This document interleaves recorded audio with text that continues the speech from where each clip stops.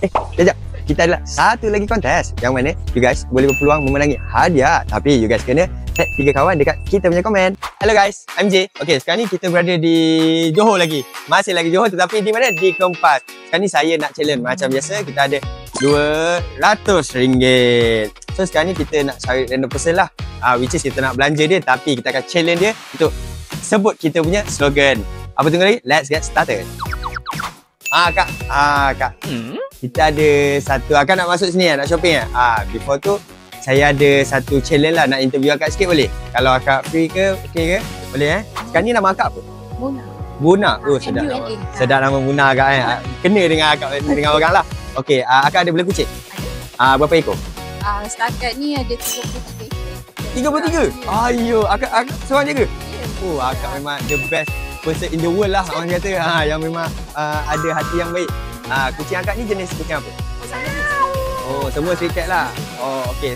Manakah akak ada belah kucing 33 ekor pula tu, saya nak bagi akak satu challenge lah. Kalau akak dapat jawab challenge ni, kalau akak dapat memang boleh jawab lah kan, saya bagi akak 200. Dengan 200 ni akak boleh shopping apa saja dekat pet shop. Nak?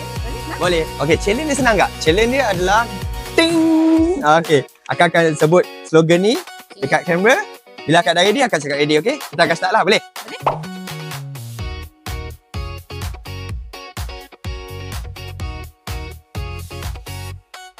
Okey kak, dah ready belum? Dah ready. Kalau ready cakap? Ready. Mantap. Okey. Saya kira 1, 2, 3 akak sebut boleh Okey, 1, 2, 3. Pick the right food, skip the bad. Oats Farm Super Food. That's the best. That's your best bets. Okay. Grain free, formula, easy to digest. Packed with nutrients, simple the best. Mantap kak. Akak telah berjaya membawa pulang RM200. Okey, dengan RM200 ni kita akan shopping kat dalam. Seronok tak seronok? Seronok. Mantap kak. Jom kak kita shopping. Alright.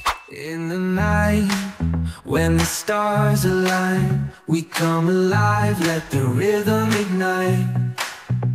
Indie rock, electronic beats, a vibrant mix where the music speaks. From the underground, the sea so alive, down this crowd we all thrive. Guitar strumming, drums beating strong, sixes buzzing we. Okey, settle sudah kak. Kita tunggu akak ni shopping. Oh kak, macam mana kak perasaan akak shopping dekat Dani Pet Store ni?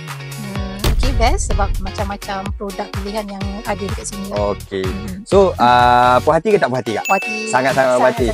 Tapi kak, bukan itu sahaja yang saya nak bagi kat kak. Okay. Ada lagi satu surprise. Okey. Akak nak tak nak? Nak. Okey, kalau akak nak surprise, kita kena buat satu task lah. Boleh? Okey. Okey, task dia senang ke? Akak buka IG ke TikTok ke? Boleh? Okey. Okey. IG ke TikTok kak? TikTok. Okey, TikTok. Kalau TikTok, akak pergi dekat kita punya TikTok. Which is Okey. Crazy Horse Club.